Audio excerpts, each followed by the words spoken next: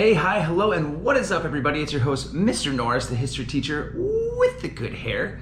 And on tonight's episode, we're gonna have fun. I've wanted to do this for a very, very long time. This is a special episode of Mr. Norris, just in case you missed it. What I'm doing tonight is I'm giving you my top 5 favorite history movies of all time. See, 2 of my favorite things in my personal life are history and studying history, obviously, and also movies. I'm a huge film buff, love movies. And this little fun summertime video, I want to combine the 2 and give you guys my top 5 history movies. Okay, so a couple of disclaimers to start. Number 1, I have not seen every history movie ever, contrary to popular belief. So there might be some on the list that you're like, oh, he left this one out. These are just my top 5, my personal top 5 based on my personal preference and what I've seen, okay? Other disclaimer, and this is for the students that might be watching this eventually, please stick to the age guide recommendations for watching these movies, okay? A lot of them are rated PG-13 or rated R, so wait until you get to those ages to watch them and or make sure that it's okay with your parents, okay? Because I don't want to get a lot of emails, please and thank you. The other disclaimer that I'll put out there, guys, I used to be the person that was like, historical accuracy is the most important thing when it comes to filmmaking, and if it's not historically accurate, I don't want to see it. And honestly, I realized over the years, nobody likes that guy, okay? In the classroom, historical accuracy is 100% the most important thing and is pretty much the only important thing, right? And presenting it in a fun way, but it has to be historically accurate in a classroom. As far as movies goes, the most important thing is that the movie is a good movie. My viewpoint is that a good, entertaining movie, even if factually not exactly accurate, if it's done well, it can inspire people to research the event further or the people further. And if that's what winds up happening, then mission accomplished. So the most important thing is that it's a good movie, okay? And believe me, there's been a lot of trash history movies made. So the most important thing is that it's a good movie, even if it's not 100% historically accurate. Now, there's different kinds of history movies, and luckily in the past couple decades, history films have become extremely popular, lucky for people like me, right? So here are the kinds of history movies that you have. You have biographical dramas, like the movie Lincoln, okay, where it follows a specific person and is supposed to accurately tell their life story.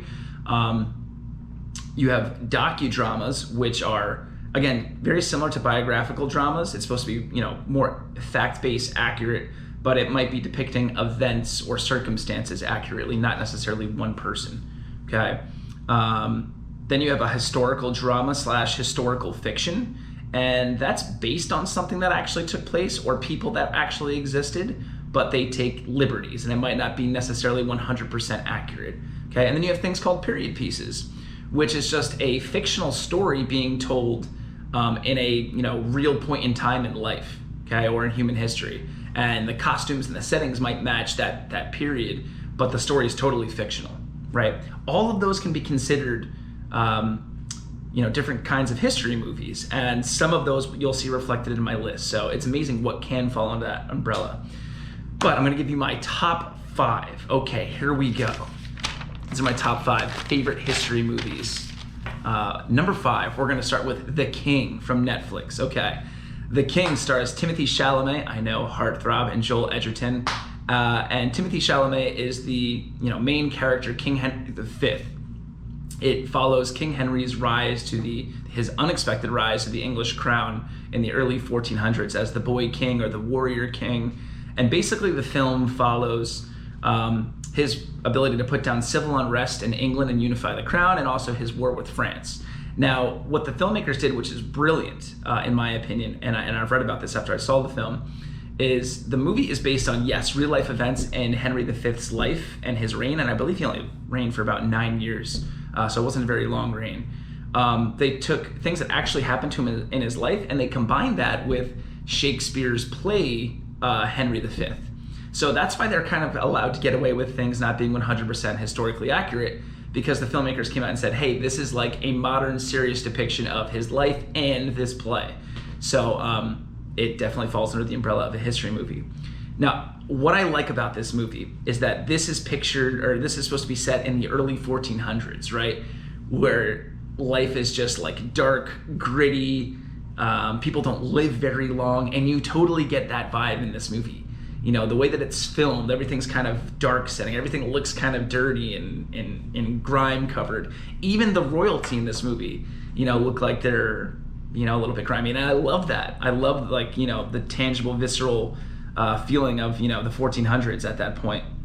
I also love that it depicts very well, in my opinion, the plotting that took place back in those times when it comes to royal ascension and who took over the throne.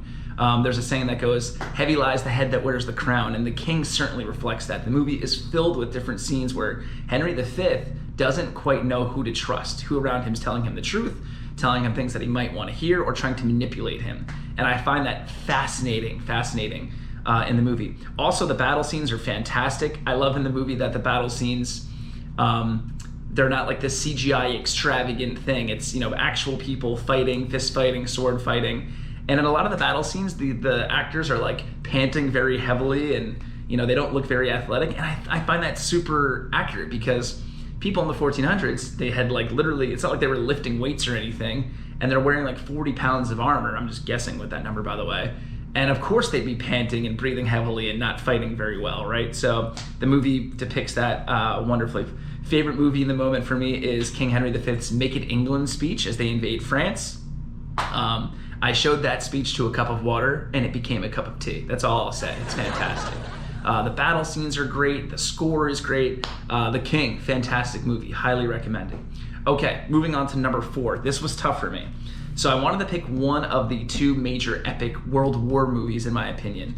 And I went with number 4, Saving Private Ryan, starring Tom Hanks, Matt Damon, Ed Burns. A lot of people in this movie, fantastic actors all around. I chose it over 1917, which I think is also a fantastic movie. It's right there on the outside of my 5. Okay, basically Saving Private Ryan follows American troops during World War II. You see the D-Day landing, and many historians and people have wrote that the D-Day scene in Saving Private Ryan is the most accurate depiction of the D-Day scene ever. If you watch it, I don't think anybody's seen that scene and it wasn't just blown away by, I can't even comprehend how men were able to do this, to storm those beaches at Normandy.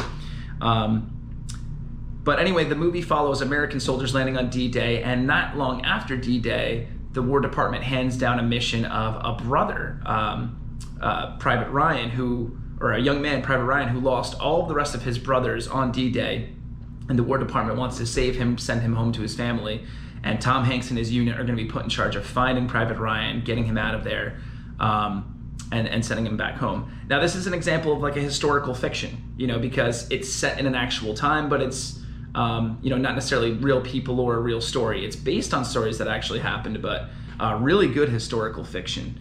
Now, again, the D-Day scene is amazing, and the movie is really well known for that. I love the theme of the movie, and I think the theme of the movie, which I'll get into right now, is basically what makes a good man. What makes you a good person? And do we deserve the breaks that we get? Because all throughout the movie, they talk about people in their unit or people they see around them dying, which inevitably happens in war. And the whole movie, there's different scenes and characters talking about like, do I really deserve to be still going when this other person that I think is a good person isn't here anymore? Okay. This deals with the topic of survivor's guilt, which I don't think a lot of movies talk about, but this movie, Saving Private Ryan, if you're really actively watching, it does. The last scene, and I'm going to give away some spoilers alert, sorry, where Matt Damon's character is looking at the grave of the man who saved him, and he's crying, and he asks his wife, am I a good man? That gets me every single time. He's got that survivor's guilt. What did I do to still be standing here when all of these great, brave men aren't? And this history movie nails that feeling. Saving Private Ryan's a tremendous movie. Highly recommend. Great acting all around. Yes. Okay. Number 3 on my list here is Glory. Set around the Civil War, it follows the story of the 54th Massachusetts Regiment, which was an all-colored regiment during the Civil War, fighting for the Union, fighting for the North.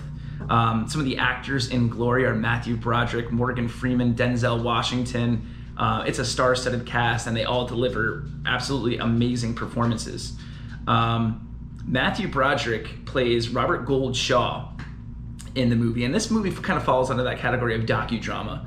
It does a really good job depicting real-life people and real-life events. Now, some of the characters in the 54th Massachusetts, played by Morgan Freeman and Denzel Washington, are just composite characters. They're just slaves that are playing, what an actual slave would be like at that time, or former slave. But it's a really good, accurate story of what took place here. The acting in the movie is absolutely exceptional with some of the people that I just outlined there. And I think what I love the most about this movie is that this is a movie that shows the story of a side that is clearly the good guys, right? I'm not even going to debate that. The Union Army was definitely more morally correct than the Confederate Army, right? There's a lot of wars in history where there's gray areas, right? Which side is truly the more morally upstanding side and which side's, more correct. This movie follows the good guys essentially, but it shows you their warts. It shows you inside the ranks of the Union Army how not all of them were in lockstep being, anti-slavery or pro-black rights. You see a wide array in the Union Army of people that might not have been anti-slavery, might have been anti-slavery but not pro-black rights, and then a few soldiers that were straight up abolitionists. And I think that's great. There's not even one line in the movie delivered by somebody from the Confederate side. All of the antagonists are inside the Union Army in this movie. And it's a struggle between Matthew Broderick and his troops trying to win their glory and win their place in this new union that's going to be formed. The black troops are trying to prove to their white peers that they are worthy of being looked at as peers in this struggle. And Robert Gould Shaw is trying to win his glory in showing that he truly is an abolitionist. He's not just all talk. He's not just going to talk the talk. He's going to walk the walk. It's an absolutely amazing movie. One of the saddest endings I have ever seen in a movie. That ending also gets me every single time. Apparently, I cry a lot at movies because Saving Private Ryan and Glory, they both do the same thing to me. Okay, number 2 on my list, and this is going to be a little bit controversial, at least in like the history world here, is Gladiator. Okay, Gladiator is historical fiction. It is based in a real time of ancient Rome, and I think the years of like 186 to 192. Don't quote me on that. There's real people that have characters in the movie: Marcus Aurelius, Commodus, both different emperors, and they focus on gladiator games, right, and the Roman Colosseum. Other than that, most of the movie is not historically accurate. The main character, Maximus, there was no Maximus. Now this character is based on people who actually did exist, but there's no Maximus. The actors in the movie are Russell Crowe and Joaquin Phoenix. Russell Crowe playing the main character of Maximus the Gladiator. And essentially what happens in the movie is Maximus is a general who's been promised to rule Rome and bring it back to the people. There's plots where he gets power taken from him, and he gets basically sold into slavery as a gladiator and has to work his way back up. Now, while this movie isn't historically accurate, it's just such a good movie. The fight scenes might be the best combat fight scenes I've ever seen in any movie that involves like sword play and sword fighting. It has some of the best lines ever said. Like, who has not, during a sporting event, been like, "Are you not detained? Is this not why you are here?" Right? Like, we've all done that before. And if you haven't seen Gladiator, and if you haven't done that, you ain't living, okay? It's just an all-around great movie. I don't know much about ancient Rome, but I know that after I saw Gladiator, I was like, I really want to read about this. Commodus, I want to read about his reign. Yes, he was a really bad Roman emperor who fought in gladiator games, not like in the actual movie. But I learned a lot about ancient Rome that I didn't know before because I was so interested in Gladiator and went and watched it. And like I said at the beginning of the video, that's what's most important. It was a great movie that turned me on to learning more things. Gladiator is absolutely exceptional. Also, great theme to the story.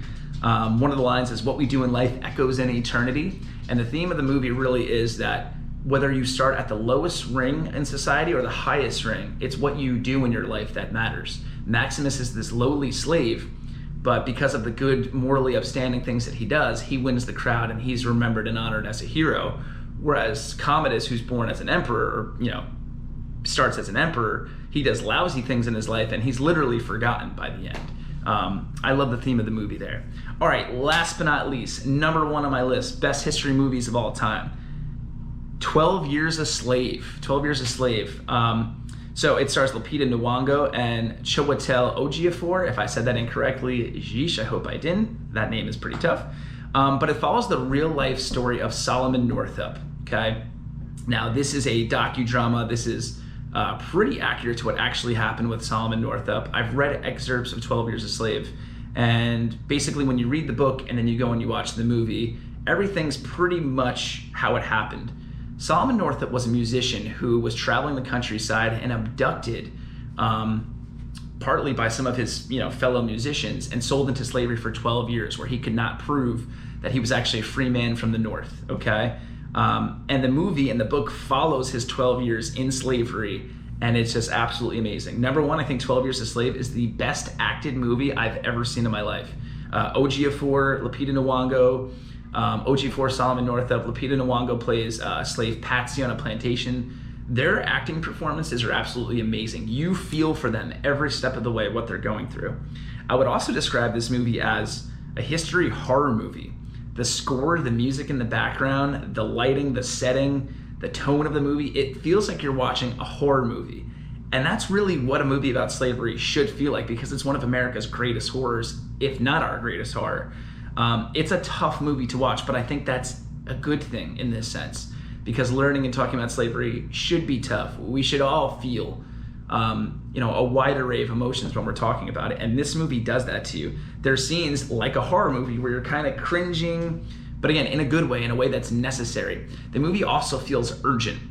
This is something that you need to watch. It almost feels like you're watching something that needs to be taken care of now, even though slavery was taken out of existence in the United States in 1865, which is amazing filmmaking.